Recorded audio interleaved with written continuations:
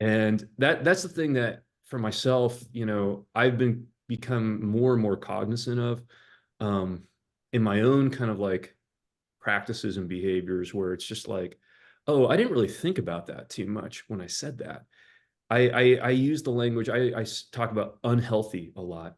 Yeah. It's kind of Yeah. like an analogy or metaphor or whatever, but it's like, what am I actually saying? It starts Yeah. feeling a lot like Philip Reef.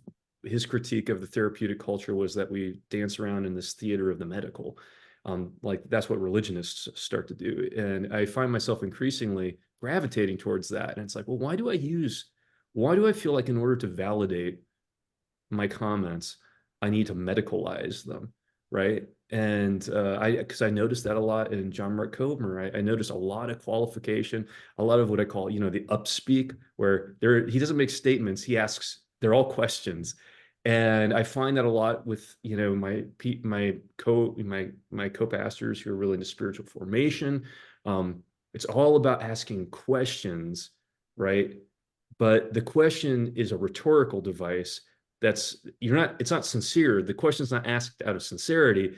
It's it's a posture that you're putting on to get somebody to give you, it's like something a confidence man would do, right? Yes. And I'm not trying to be like judgmental because I don't think anybody's intending that. Yeah. We've just implicitly internalized these kinds of like these behaviors where it's like, I'm trying to get you to do something. I'm trying to get you to concede something or come somewhere. And so I'm going to frame what I'm saying as a question when I don't really believe it's a question, but I'm framing it as such. Does that Yeah. make sense? That makes perfect sense. And that's, boy, if you take what you just said and apply it to something like Socratic dialogue, Yeah.